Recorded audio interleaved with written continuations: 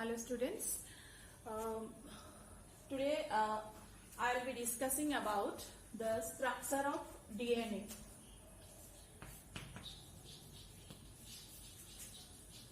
Structure of DNA. Okay. In my last video, we found that the structure of DNA is double helical, isn't it?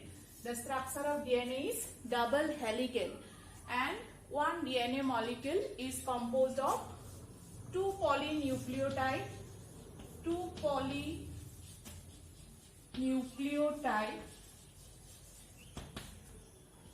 chains, or you can say strands, right? So what are these? These are two polynucleotide chains. Why polynucleotide? Because each of these DNA strand, is composed of large number of deoxyribonucleotides that are linked together by phosphodiester bond, right? Phosphodiester, one word, phosphodiester bond. Okay, we found that. So each DNA molecule is composed of two polynucleotide chains, and these two chains are called complementary to each other, and this complementary chain of DNA are connected by some weak hydrogen bonds, right? Weak hydrogen bond. These are hydrogen bonds, and these are the attract between the two DNA strands, for which its structure is double helical. So very simply, the structure of DNA is double helical. Okay. Now, this double helical structure of DNA was proposed by, I told you in my last class, Watson and Crick. Watson and Crick proposed this double helical structure of DNA in 1953. Okay. So today we will discuss the arrangement of structural components like deoxyribosugar, nitrogenous bases, and phosphate in this double helical structure of DNA. So now we are going to discuss molecular structure of DNA. Molecular structure of DNA. Okay. Now, if you remember the structural components of deoxyribonucleotide, each deoxyribonucleotide is composed of three components. First one, deoxyribosugar, the pentose sugar, then four types of nitrogenous bases, adenine, guanine, thymine, and cytosine, and one phosphate molecule. So let's see how they are arranged in one DNA molecule.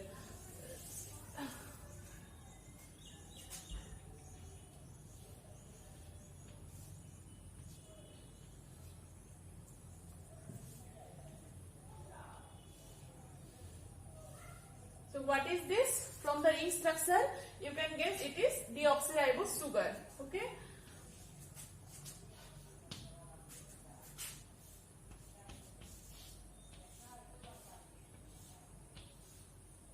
This is another deoxyribosugar. Let me draw first, then I will explain. Okay.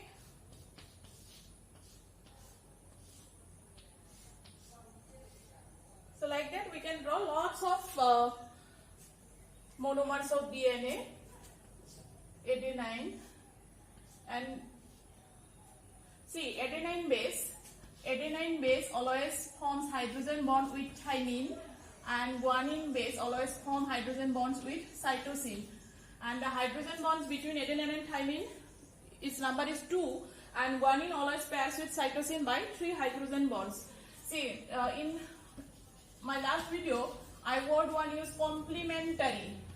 Okay, complementary. So since we found two types of purine bases, A and G, and pyrimidine bases in DNA. We are discussing about DNA. So in DNA, pyrimidine bases are also two types, thymine and cytosine, isn't it? So the hydrogen bond formation is highly specific. A always pairs with T and Z always pairs with C. They never pair like that, A with C or Z with T. A never pairs with C or like that, Z never pairs with T. This bond formation is highly specific, okay.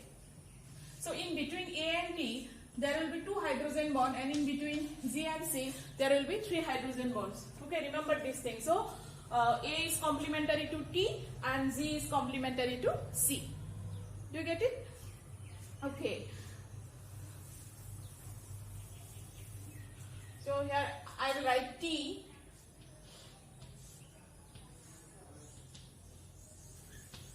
Remember, the position of sugar in both the complementary DNA strand is opposite. Here oxygen atom is at the top and here oxygen atom of the sugar is at the bottom. Isn't it?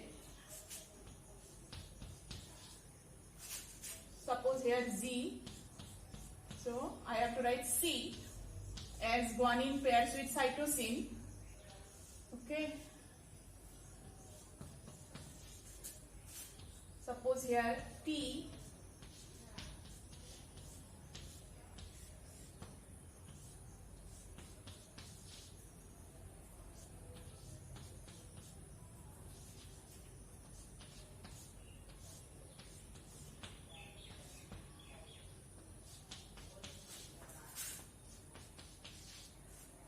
Okay.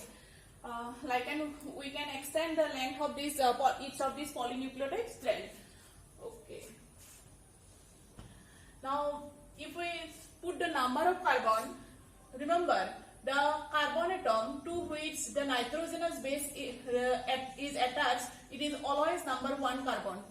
Okay, we found that deoxyribose sugar, it contains 5 carbon atoms, and 1, 2, 3, 4 carbons and oxygen atoms form the ring of the sugar, and number 5 carbon atom remains outside the ring, isn't it? We found in our last class. Okay, so this is number 1 to which the nitrogenous base is always attached. This one 2, 3, 4, and number 5 carbon atom remains outside the ring, isn't it? Here also the it is carbon 1 to which the nitrogen base is attached, then 2, 3, 4, and the number 5 remain outside the ring. Okay. Now, what is this? This one deoxyribose sugar. Okay. Then what is this? See, this is the bond that links two adjacent deoxyribonucleotides, monomer of DNA. That's why it is phosphodiester bond.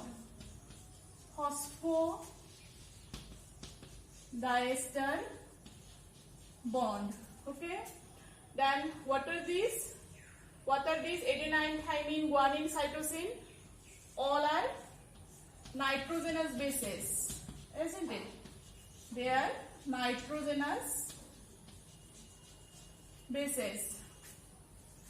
Again, the bond between the complementary nitrogenous bases. This is weak hydrogen bond. Okay. So what are these? These are the molecular enhancement of structural components in the polynucleotide strand of DNA. Okay. Now see, what is this? This is one. Suppose this is one phosphate. What is this? This is deoxyribose sugar, the pentose sugar of DNA. Then this is one nitrogenous base and this is one phosphate. So if we consider these three components together, what is this? Deoxyribose sugar, nitrogenous base and one phosphate, means they would form one nucleotide. So what is this? This is one deoxyribonucleotide, isn't it? Because all of you now know that one deoxyribonucleotide is formed by the combination of deoxyribose sugar, one nitrogenous base and one phosphate. So this is one deoxyribonucleotide. Similarly, deoxyribose sugar, nitrogenous base and phosphate. So this is another deoxyribonucleotide. Am I clear to you? This is another deoxyribonucleotide. Now you can see in this figure that these two adjacent deoxyribonucleotides are linked only by this phosphodiester bond.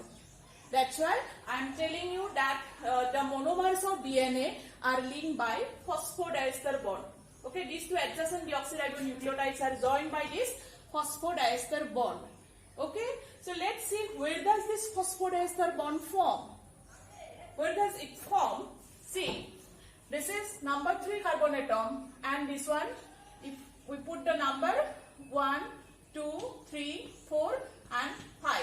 So where does the phosphodiester bond form? It is formed between the number 3 carbon atom of deoxyribose sugar of 1 nucleotide and number 5 carbon atom of deoxyribose sugar of the adjacent nucleotide. I repeat the sentence. The phosphodiester bond is formed between the number 3 carbon atom of deoxyribose sugar of 1 nucleotide and number 5 carbon atom of deoxyribose sugar of the adjacent nucleotide, or vice versa. Vice versa. Do you know the meaning of vice versa?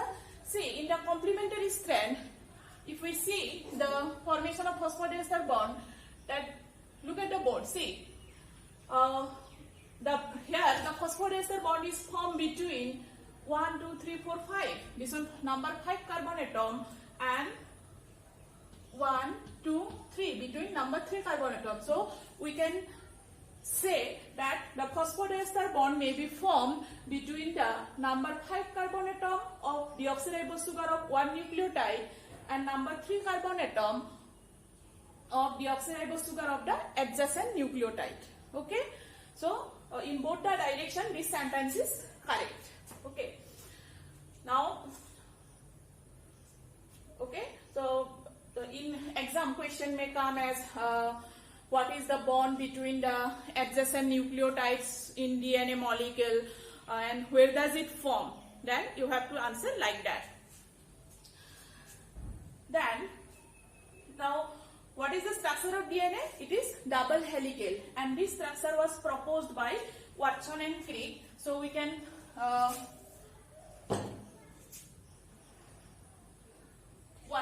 we can say it as Watson and Crick's, this one C, Crick's double helical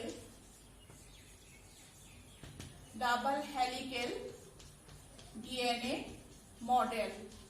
This is called Watson and Crick's double helical DNA model.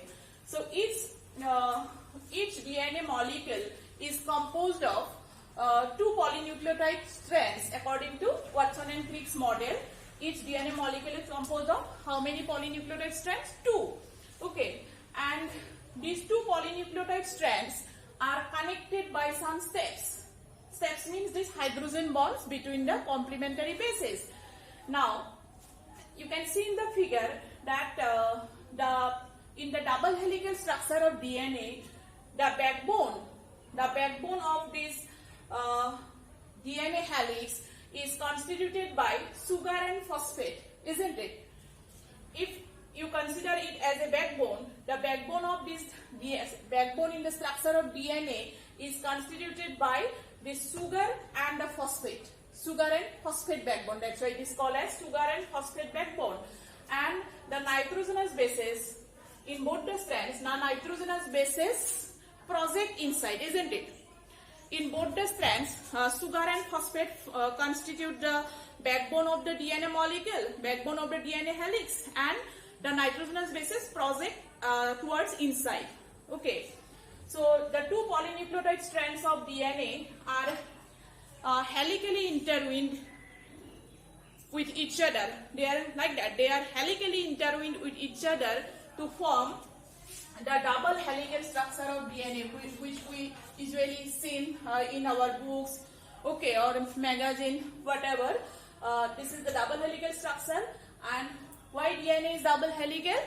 Because the presence of hydrogen bonds between their complementary bases, the 2 strands of DNA are helically intertwined. That's why its structure is double helical. Okay.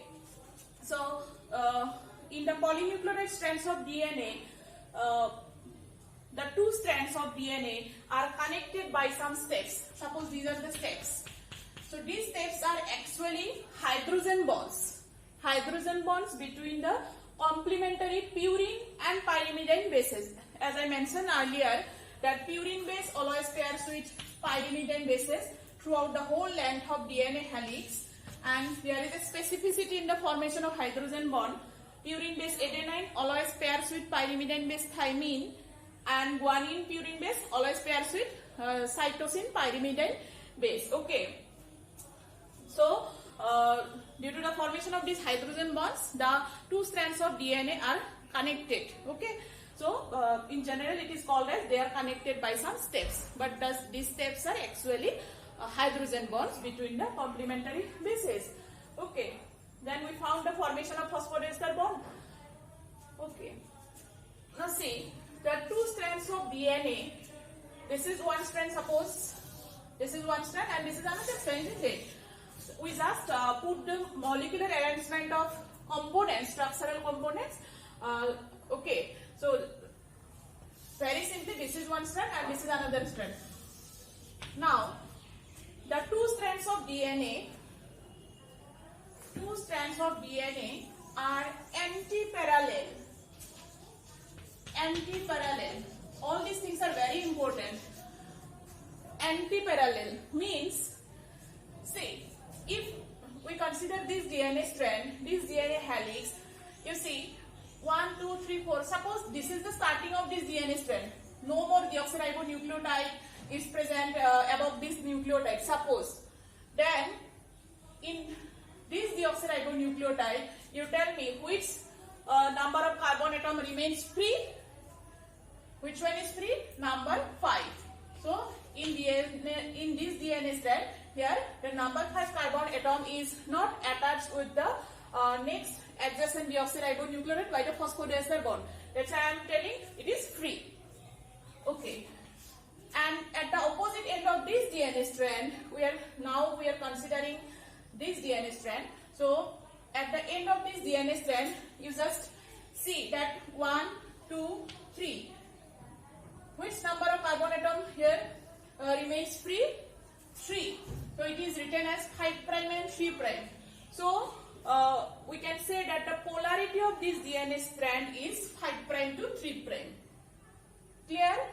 In the complementary DNA strand, now come to this DNA strand, here you see 1, 2, 3. Here number 3 carbon atom, it is not attached with the adjacent nucleotide by phosphodiester bond. Means here number 3 carbon atom is free. Okay, at the opposite end of this DNA strand, 1, 2, 3, 4,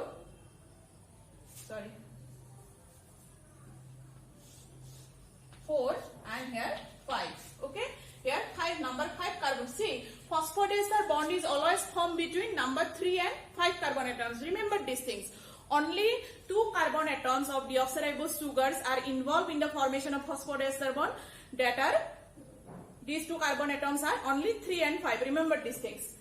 So here number 5 carbon atom remains free. That's why we can write here 5'. So if the polarity of this DNA strand is 5' to 3', then the polarity of the complementary DNA strand, polarity means direction. Direction of this DNA strand will be 3' to 5'. Okay. So that's why it is called as the two strands of DNA are anti-parallel. Their directions are opposite. Their polarity is opposite. Okay.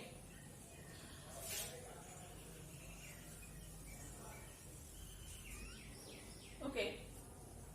So you know three features of this double helical DNA structure. First one, each DNA strand is composed of 2 polynucleotide strands. These 2 polynucleotide strands are connected by some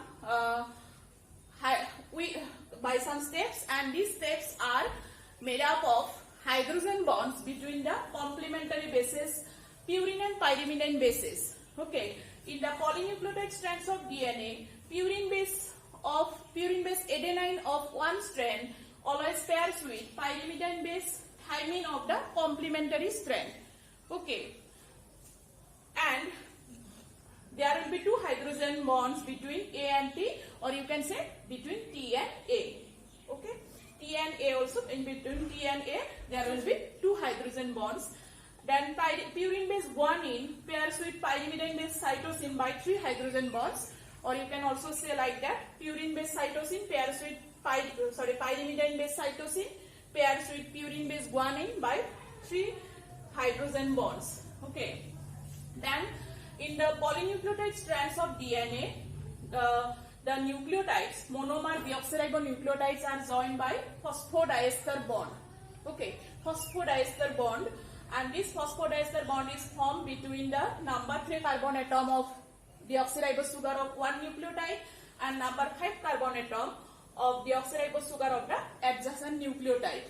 Okay, or vice versa. You can also say like that, the phosphodiester bond is formed between the number 5 carbon atom of deoxyribose sugar of one nucleotide and between number 3 carbon atom of deoxyribose sugar of the adjacent nucleotide.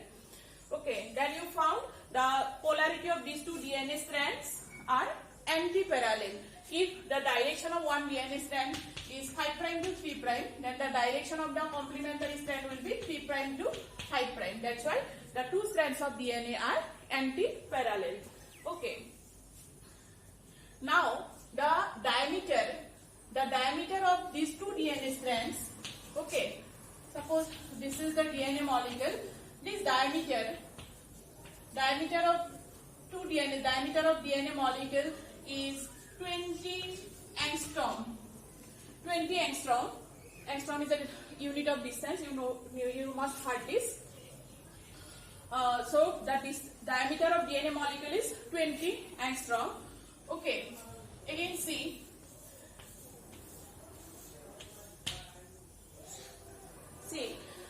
The two polynucleotide strands of DNA in their helical structure, they form some turn, isn't it? Turn.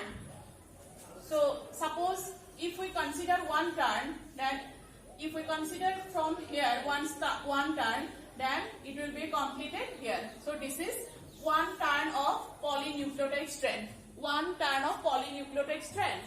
Okay. So the distance of this one turn, suppose, do you get it? The one turn, during its helical structure, the two strands of DNA form some turns, and the distance of one turn is 34 angstrom. This distance is 34 angstrom. Okay, and there are 10 nucleotides. 1, 2, 3, 4, 5, 6, 7, 8, 9, 10. And there are 10 nucleotides in such a turn. Means one turn contains how many deoxyribonucleotides? 10 nucleotides. So if the distance of 10 nucleotides is 34 angstrom, then the distance between two nucleotides, this distance between two adjacent nucleotides is divided by 10, isn't it? Distance of 10 nucleotides 34. Distance of two nucleotides to adjacent nucleotides, it will be 3.4 angstrom. Remember this. So the distance between two nucleotides, this distance is 3.4 angstrom. 3.4 angstrom. And the distance of one turn is 34 angstrom. And the diameter, this distance between these two strands, the diameter of DNA molecule is 20 angstrom. Okay. Now see, throughout the whole length of DNA molecule, purine base of, as I told you, purine base of one strand always pairs with the pyrimidine base of the complementary strand, or you can say pyrimidine base of one strand always pairs with purine base of the complementary strand. Okay, so throughout the whole length of DNA molecule, purine of one strand always pyrimidine of the complementary strand. Then, if all the purine of one strand always pairs with the pyrimidine bases of the complementary strand, then definitely their number must be same, isn't it? If two things have to pair always, then their number must be same. So in DNA molecule, the number of purine, number of purine base is equal to number of pyrimidine base, isn't it? If they have to pair always, their number will be same. Pyrimidine, number of purine bases is always equal to the number of pyrimidine bases. And now you know that what are the two purine bases of DNA? A plus Z, isn't it? You found that adenine and guanine, these are the two purine bases of DNA. Similarly, cytosine and thymine, these are two pyrimidine bases of DNA. So the ratio of, if the number is always same, the ratio will be 1, isn't it? So throughout the whole length of DNA molecule, purine base of one strand always pairs with the pyrimidine base of the complementary strand. That therefore in DNA molecule the number of purine base is equal to that of the number of pyrimidine bases. So their ratio will be 1. Similarly, we can write A by T equal 1, isn't it? Since A always pairs with T, therefore their number will be same. So their ratio will be 1. Or we can also write like that Z by C equal 1. Okay. But the ratio A plus T by Z plus C, purine pyrimidine, it may not be always 1. The ratio of adenine and thymine, adenine plus thymine and guanine plus cytosine, it may not be always 1. Suppose in one DNA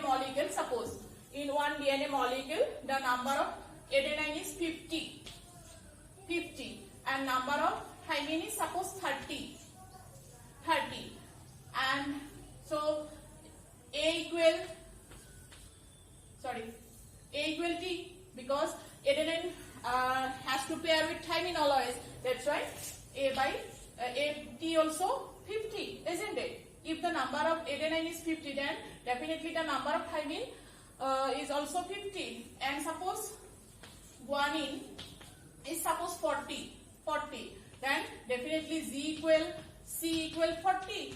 So 40 by 40, then the ratio will be 100 by 80. It may not be 1. It is not equal to 1. So if one DNA molecule contains same number of adenine and guanine, suppose where I have to write, see, suppose one DNA molecule contains adenine equal guanine equal suppose 40, then the ratio will be A plus T. A 40 means T also 40, and Z plus C we can write 80 by 80, then its ratio will be 1. So this ratio may not be 1 always, but each ratio is same for the individuals of one species. Suppose we human being, we are Homo sapiens. So in case of all human beings, this ratio will be same. So though it may not be 1, but its ratio is same for the individuals of one species. Okay. So today we have discussed a very important topic, it is the molecular structure of DNA. And whatever I discussed, these are called salient features. These are called salient features. Features means characters. These are called salient features of Watson and Crick's double helical DNA models. Do you get it? So whatever I discussed, 6 or 7 characteristics of about DNA structure. These are called salient features of Watson and Crick's double helical DNA model. And this is the molecular structure of DNA. You have to remember one very important thing, that in the two complementary strands of DNA, the position of sugar is opposite. Remember, if in one strand the oxygen atom remains at the top of the structure, then in the complementary strand it is at the bottom. Okay, that's why their structure, their two strands are anti-parallel to each other. Okay, so